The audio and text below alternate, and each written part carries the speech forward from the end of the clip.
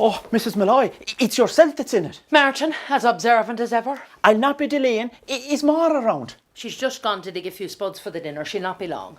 Nice flowers. Are they from Maura? They are, surely. No, I got them for you, Mrs. Malloy. I said you'd like a few fresh flowers. Here you are. A few roses, in fact. You don't say. Aye. Sit down, let's No, I'll be going. Sit down when you're told. Yes, Mrs. Malloy. Sorry. That's a fine new motor car you have there, Martin. Thanks. Practically brand new. Just broken in. I got it at a bargain price, so I did. I've not long to talk now before she gets back. So it's best if we get down to business straight away. Business, Mrs. Malloy? How do you mean? I've been wanting to talk to you in private for some time now, Martin. Maura seems keen. Keen? Aye, keen. I've not seen her like this before. She's had her fair share of fellas calling to the house over the years, but you've been cocking your hind leg at our gable for longer than most. Well, we do get on well, so we do, thank God. Do you like her? Oh, of course I like her, Mrs. Malloy. So why else would I be coming up here? And what exactly do you like about her most? Oh, that's a hard sort of a question to try and answer, Mrs. Malloy. Well, try, Martin. Try hard. And focus them eyes on me when you're answering. God knows with the size of them glasses they'll not have much trouble seeing them. Am I making you uncomfortable, Martin? Well, sorta. Good.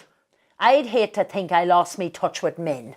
Men always feel uncomfortable around me. Did you know that? And so I believe.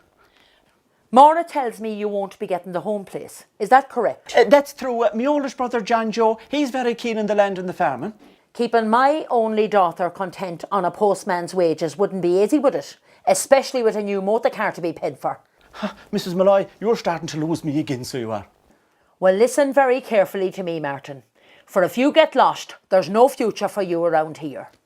Maura's all I have. I reared her on my own, fed her, put clothes on her back, educated her too. I'm sure you Don't interrupt me. We've a fine herd of cattle and over 40 sheep. I know the land is not good, but we've maintained it well, so we have. And there's a sizable creamery cheque coming in through the door every month. I sure don't I know. Ain't it me that delivers the cheque every 4 weeks? Exactly, Martin.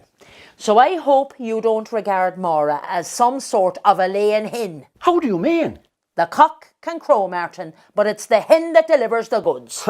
You mustn't think much of me, so then. What I think of you doesn't even matter. It's what Maura thinks that's important. And I'm going to make damn sure that what happened with my marriage doesn't happen to her. I'd say you're having a bad sort of a day, Mrs. Malloy. No, Martin, I'm not. Having a bad day for me is when I put me underwear on back to front and they fit better. That hasn't happened today. And before you start thinking about marriage and taking the quick step down the aisle with my daughter, you better prepare yourself for a long, slow waltz with me at the back of the church. Marriage? Who said anything about marriage? I think you're jumping the gun. No, Martin, I'm not jumping the gun. Because I love my gun pointing right between your two magnified eyes. And if you step as much as a hair's breadth out of line, I'll shoot you so far into the middle of next week that you won't know whether it's Christmas or Easter. You know something, Mrs. Malloy? Your trouble is that you think all men are the same. Is that so? You think just because your husband took off out of here so soon after marrying you that I do the same thing with your daughter. And would you? No, I wouldn't, Mrs. Malloy, I swear. Is she like him? Maura keeps talking about him all the time, you know. What's in the dog always comes out in the pup. He was a tomcat. As soon as he got the cream, he was off on another adventure. I should never have married him. I should have heeded the warning signs, you know. And what were they?